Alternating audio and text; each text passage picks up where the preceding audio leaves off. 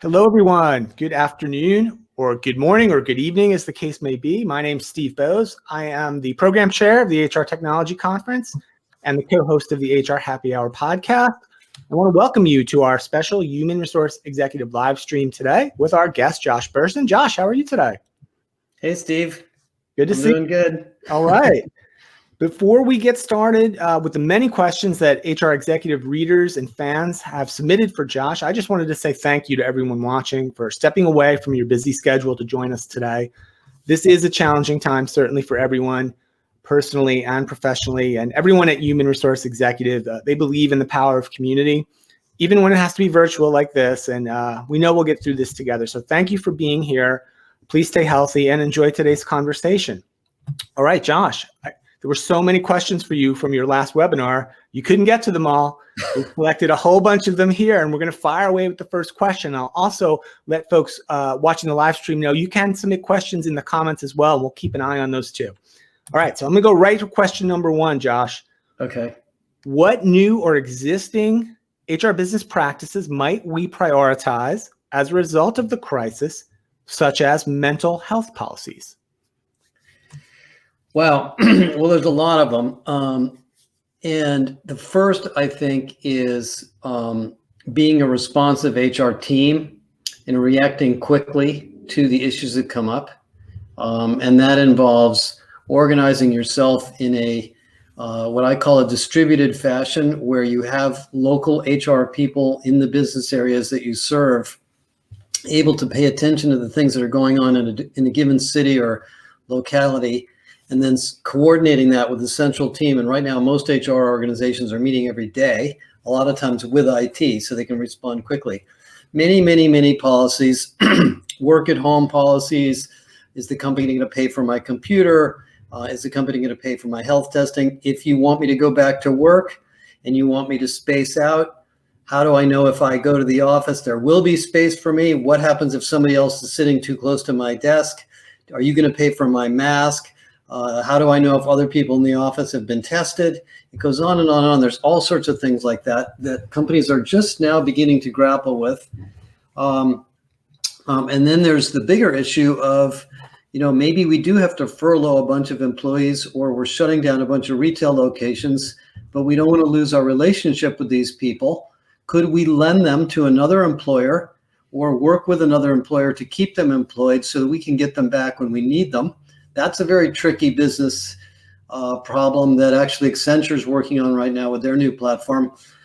And then there's just the basic stuff of, how do I take care of myself, my mental health, my family, my physical health? I happen to have a backache, by the way, because I've been sitting at this doggone, video so long. So I'm sitting here kneeling because I can't sit in my chair. I don't think I need any help with that, but I might.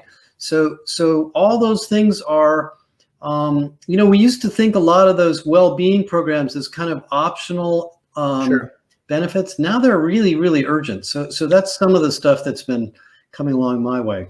Yeah, Josh, that's a great observation, and that dovetails right into, we'll just fire up the question, but we can talk about this in a little bit more detail as well. The second question was directly related to health and wellness, and I think the answer is probably yes, but do you sense that health and wellness strategies and programs and maybe even technologies will have to get more attention and budget from HR organizations sort of post-pandemic world? Yeah, it turns out, I've looked at this a lot, wrote a couple of research reports. There's a $45 billion market for corporate health and wellness already. So there's a lot of stuff out there. And it's everything from apps to training to diagnostic tools, connecting to coaches, education, podcasts, meditation sessions. I mean, I actually think one of the things that's great companies are doing is they're having, several hours a week where they have open, maybe video yoga classes or places where people can talk. I mean, even that helps. So I think a lot of you probably have some of these benefits already. And now you get to pick the ones that really are most relevant for the time we're living in. Yeah, safety, security ties right into wellness, and it ties right into, am I going to be able to perform, right? And feel secure and confident that I can perform. I think that's a great observation as well. Well, and I actually think there's going to be a real challenge for all of us to figure out, I don't think even the Chinese have figured this out yet. Maybe they have in South Korea, but what is the workplace design for post-COVID? Do we move the desks?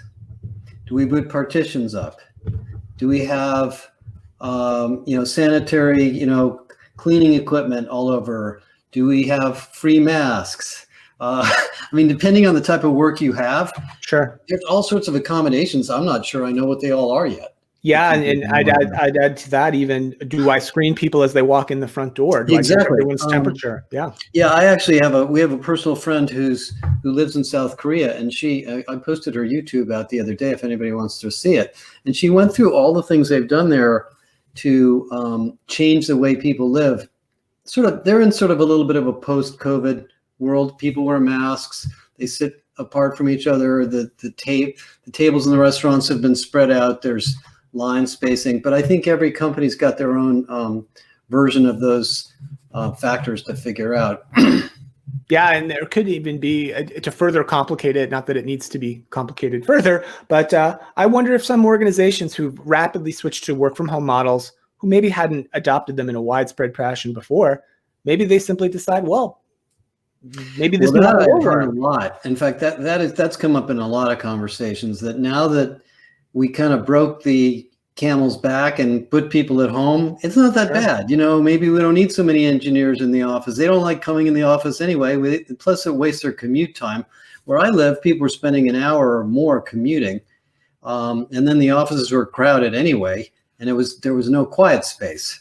Yeah. So I have a feeling maybe the people that are going to suffer the most from this are going to be the commercial real estate people, because we may not need so much real estate after this. Yeah, I think that's going to be a great. That's going to be a trend to watch for, and something I think we'll see that too. I think you're absolutely right about that, Josh. All right, how about we pivot just a little bit? Sure. There was a question. We'll go to question 3. It was really talking about, you were doing a session with a panel, I believe, and this questioner wanted to know about the challenges involving layoffs, furloughs, and salary decreases. There are many challenges, right? Yeah. You touched on one or two of them earlier, Josh, but I'd love for you to maybe comment on that as well, and even just handling them, in a sensitive. And I've heard a horror story, like a mass Zoom firing. I can't recall what company it was, but just pretty awful stuff. Yeah, this gets to the issue of your business culture in a way. There are companies that have treated employees like that forever. And I was laid off myself, so I kind of know what it's like. I don't think it's that hard for any company to be humane in the treatment of people you have to let go. So if you have to let them go, and we can talk about that in a minute. Sure. Every bit of care pays off later. There's an interesting study I read in the aerospace industry, which is very cyclical. Somebody studied the behavior of aerospace engineers that have been laid off. And, I graduated from college in the 70s, and a lot of my friends went to work in that industry. Roughly 20 to 25% of the people that are laid off say during the exit interview, I will never work for this company again. Now, if you're like a restaurant or you make food, that means they'll never buy from you again. Exactly. Either. And they'll tell their friends, right? And their family. So you don't really want to be in that situation. Plus, if this turns around in 6 or 9 months and you're hiring, these people are, going to be sort of poisonous to your hiring process. So everything you can do to treat them well. On the other side of layoffs, there's also some interesting research that's been done by many faculty, academics, that companies that go through massive layoffs, many of them don't recover. Yeah. What if at all? Because it is hard to rehire. And here's something that just to think about for those of you that haven't thought about it. You can lay somebody off in 24 hours, but you know how long it takes to hire somebody? It takes months. So this is not a two-way street. One direction is easy, the other direction is really hard. So for everybody you lay off, think about the skills you've lost, the relationships you've lost, the embedded expertise about how your business operates, the customer relationships that are lost. There's, it probably costs you 3 to 4 times the salary of a person to rehire them when you lose them. So it's a pretty expensive decision to let them go too. I understand cash flow and all that, and sometimes you have to do that, but But I think a furlough or other forms of reduction of pay might be better in a lot of situations. So I just encourage you to think about that. Yeah, and there's certainly some branding. There's both challenges and opportunities to the employer brand as well as the externally facing brand as well, right? And we've seen lots of stories in organizations where leaders are taking pay cuts or maybe full pay cuts or reduced pay across the C-suite, et cetera, and trying to sacrifice as well. To me, that just goes without saying. I don't know why leaders wouldn't do that. I mean, the stories are kind of coming out that it's not really happening across the board, but at least right now, this is a very unique situation.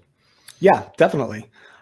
Josh, you're the HR technology expert, right? And people flock to that webinar to hear you talk about the HR technology market. Of course, many of the folks who read Human Resource Executive and are on the live cast today are interested in the HR tech market. Maybe there's some of our vendor friends watching as well. Sure. So it's a straight up direct question. How do you see investment in HR technology evolving in the post-pandemic world? This does sound like a vendor asked this question. Do you see demand being affected? Yeah, I just wrote an article on this, and there's about 4 or 5 things happening. First of all, we already had too many vendors.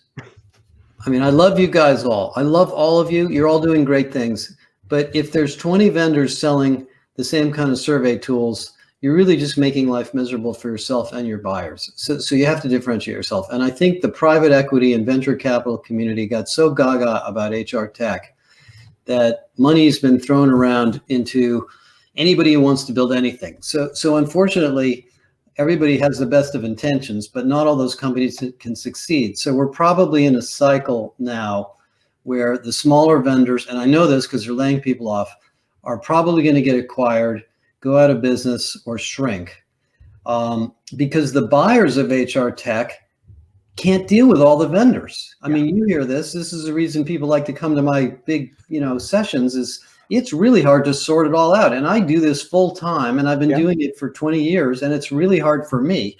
There's at least 4,000 vendors in the market. So that's one thing. On the positive side, we need these tools more than ever. The market for HR tech has not gone away. It has not dried up. It's not like we're entering this dark winter where nobody will buy any of this stuff. People still need it. Maybe you bought an LXP because you were worried about, careers of the future, and now you need it for COVID, work at home training. So or onboarding or whatever. And maybe you bought a video interviewing classroom or program for one reason. Now you're using it for another reason. So these tools are still important, but we don't need as many of them. And so for those of you that are vendors, if you read the article I just wrote, or I wrote a couple articles on this, get focused on today's problems, not the things people were interested in 6 months ago, because right now those types of topics aren't really driving buying. So that's the second thing. The third thing is we have to get more integrated. We went through this gigantic phase. I just finished this big thing with Workday this morning. All these big cloud HR platforms that everybody bought for many, many millions of dollars. And then they went off and said, oh, well, we need a tool for this and we need a tool for that. And pretty soon they have 20 or 30 tools. In this day and age, companies are not going to be tolerant of that. So integrating yourself with Workday, with Microsoft Teams, with SuccessFactors, with these other products is going to make you as a vendor a much more sustainable technology, because there is this still inevitable shift away from HR tools as destinations towards HR tools as work tools. In fact, I got a really interesting proposal from a VC firm that's going out and raising more money, even now, to invest in what they call work tech. Work tech, in some ways, is a redefinition of what we used to call HR tech, because a lot of the things we do in HR relate to getting work done. So I think there's still a lot of innovation and growth to happen, but we're going to be going through a rationalization phase for a while. Yeah. Yeah, and even in times like where there's massive amounts of furloughs and layoffs happening, on the other side, right? Not to equal the numbers, but there are companies hiring like crazy. I just onboarding like crazy. I'll tell you some data I was just looking at right before this session. 22 million people applied for unemployment. There are 10.5 million jobs open.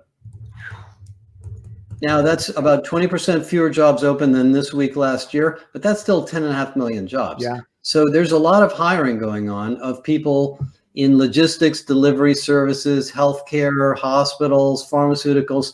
So, maybe you were, working in a restaurant as an employee, and now you got to go find a job in a healthcare provider. So anyway, the tech is still needed. And, I'll give you one example. I mean, one Sure. of the companies I think did a really cool thing. There's a vendor called Eightfold, which built an AI-based recruiting system. And it's amazing sort of pieces of technology. And, people aren't looking for massive investments in recruiting software right now. So that's all kind of on hold. So they went to the Food Institute, I think it's called the American Food Institute, that represents all the employers of food service and food businesses. Mm-hmm. And they're creating a talent exchange so people can go to this exchange. And if you're in the food industry and you get laid off, you can go find another analogous role in your city that might be a similar job for you. So I think they're going to do fine. I think every one of the tech vendors has an opportunity like that to just rethink the business you're in to accommodate the current situation. And that sounds like it can really benefit the person who's been affected, right, by the furloughs. And I imagine the AI helps to find the AI opportunities. Just makes it easier to match people up. And that's, and this Accenture thing is similar, a little bit different from that, but same idea. Yeah, I love that idea. It's sort of, again, that to me is one of those things too. When this is all over, folks will remember, right? They'll remember how they were treated. They'll remember how they treated their workforces and how they sort of participated in our collective, hopefully. Well, and the other thing, if you're a vendor, for the vendors that are watching, your brand could be enhanced by this if you do something that people really need. And maybe you won't make any money for a year or two, but you'll, establish yourself for the next upcycle, because the next upcycle is probably a year away or a year and a half away. Yeah. Maybe, hopefully. Yeah. I have seen a number of technology companies just spin up really detailed sites with information.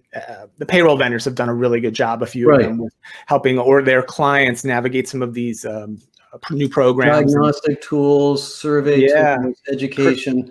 I mean, I think the ServiceNow guys are doing all sorts of cool things, for example, where they're building tools to allow people to find the right workplace, the right desk, to take incidents of illness at home and log that. I mean, those are all opportunities for technology. That's great. That's great.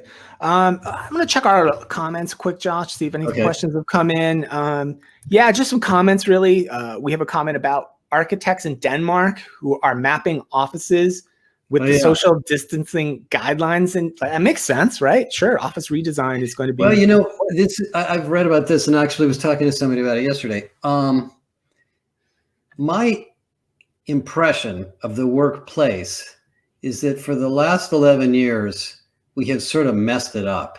We got rid of the offices. Sure, open plan. We got rid of the space. We moved everybody closer together because we thought they wanted to talk to each other. Then we created a bunch of private conference rooms for people to have phone calls, but there weren't enough of those. So people were going to coffee shops. How many people were working in coffee shops with headphones on because they couldn't get any work done in the office? And then they were going home. Well, okay. So now we just moved all that stuff to home. So I think there's going to be some really creative opportunities for architects and other designers to come up with new ideas on what the workplace will be like. We need a safe, healthy workplace that is productive for people. And I don't know the answer to that, but I think somebody will figure it out. Yeah, and it's going to evolve, and it's certainly not. I'm going to jump ahead a little bit because this is a bigger question and it can go in a few different areas. Michelle, jump ahead to question 7 if you could. And this is and I've heard this, a few people talk about this, which is basically we should never waste a good crisis, right? I don't know who eventually came up with that phrase or quote, but there's a famous quote out there: "Don't let a good crisis go to waste," et cetera. So for a lot of organizations, this is kind of an opportunity to reset, to rethink. They're being forced to, or they have the opportunity to. I mean, what are some of the opportunities you see out there? We talked about office design, et cetera. Like, what else is out there for HR leaders or for businesses? I'll give you the biggest one, just 2. Number 1, simplification. I think most companies piled on too much bureaucracy during the last economic cycle. And that's why we had employee experience stuff. In some ways, the employee experience programs, initiatives, tools, AI, all that stuff is to simplify the mess we created. Right. We created this by growing, hiring people, launching new products, giving people more complicated jobs. I mean, you know, during slow times, you get to say no to things. You get to turn things off. Right. You get to say, we're not doing that anymore.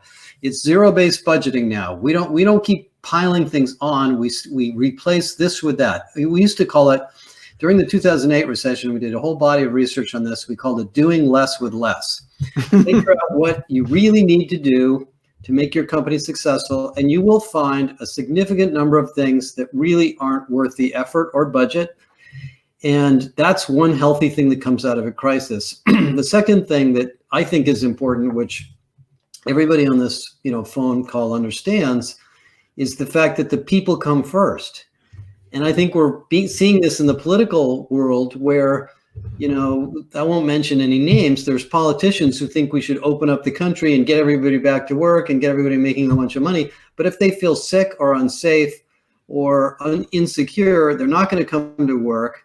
They're not going to feel good about it. And that goes for every single company, regardless of what industry you're in. Sure. So the focus on health and safety and wellness and personal lives and families is a really refreshing change, because only 4 or 5 months ago, all we were talking about was the stock market and AI and robotics, and we were having a really hard time getting focused on the needs of individuals.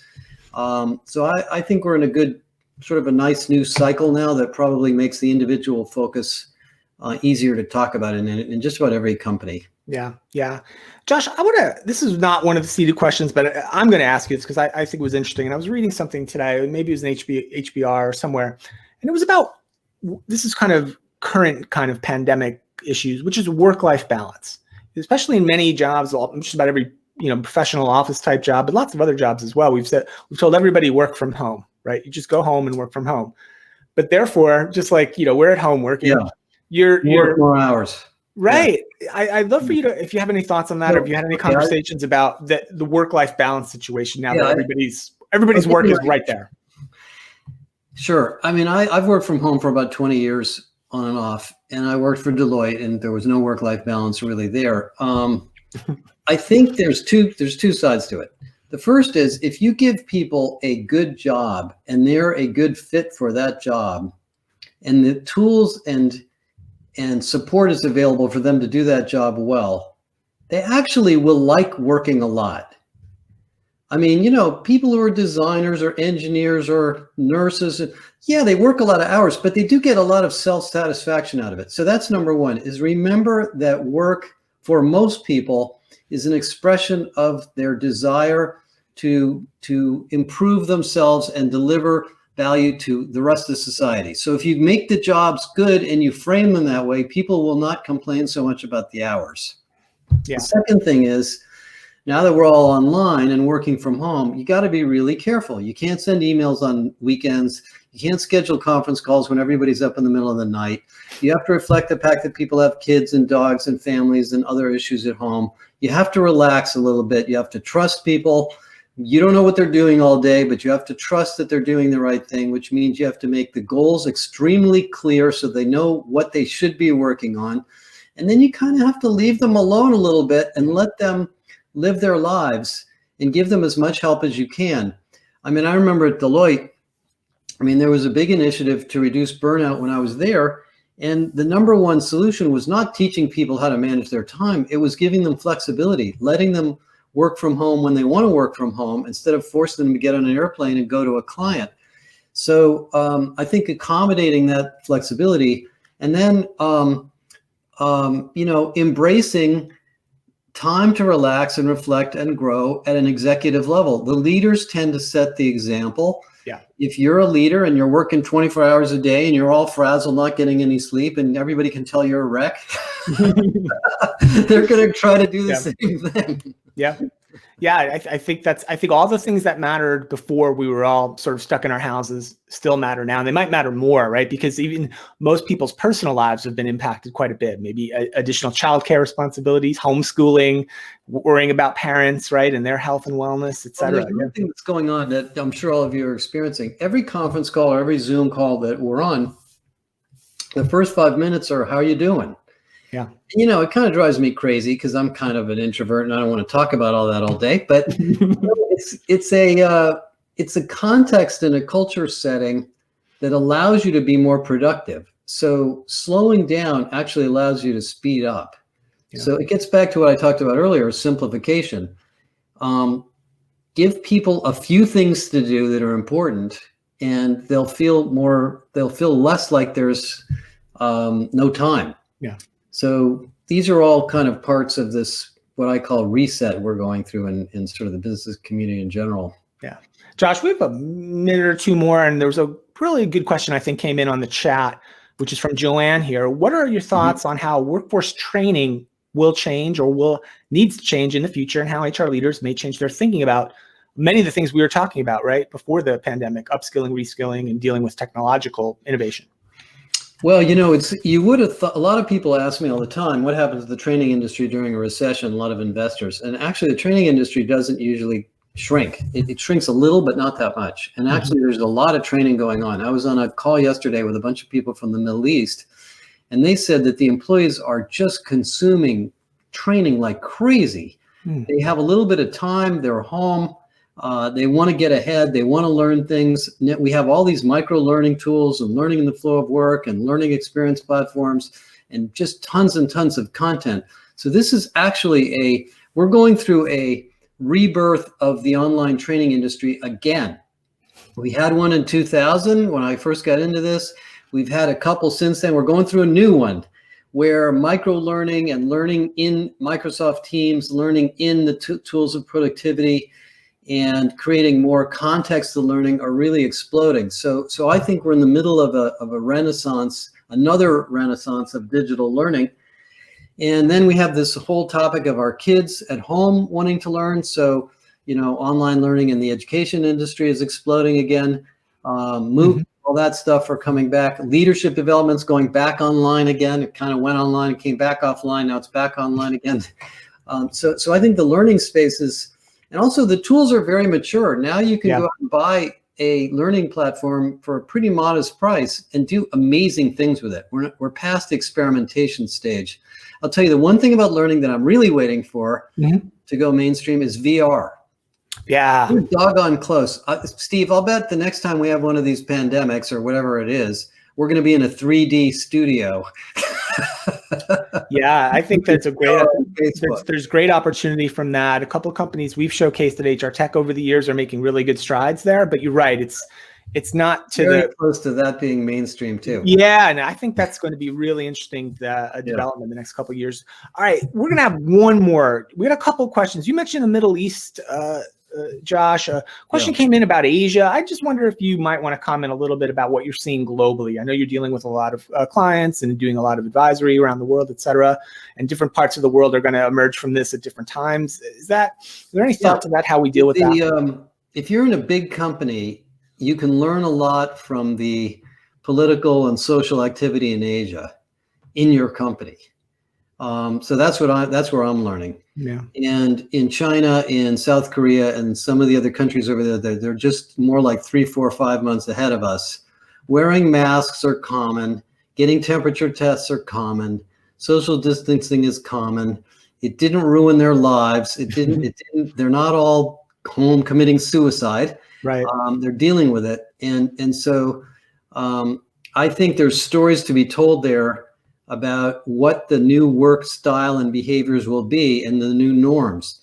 Like the fact that the president of the United States is afraid of being seen in a mask shows you how the United States is not ready for masks yet, but we'll be ready. I mean, we'll be wearing masks. Yeah. Over the next fall, we're all going to be wearing masks because we're still going to have this. Yeah. So I think we could all get comfortable, learn from there. And then if you are in a company that has that kind of geography, I would spend some time with those people and learn from them. Because we're kind of I feel like in the United States, we're still in denial about this in some states. won't mention any names, but we're going to have to learn. So that's my experience there. Yeah. And there are some geographies that are a little bit on the exit stage of this, hopefully. So that's really where I think we can all learn.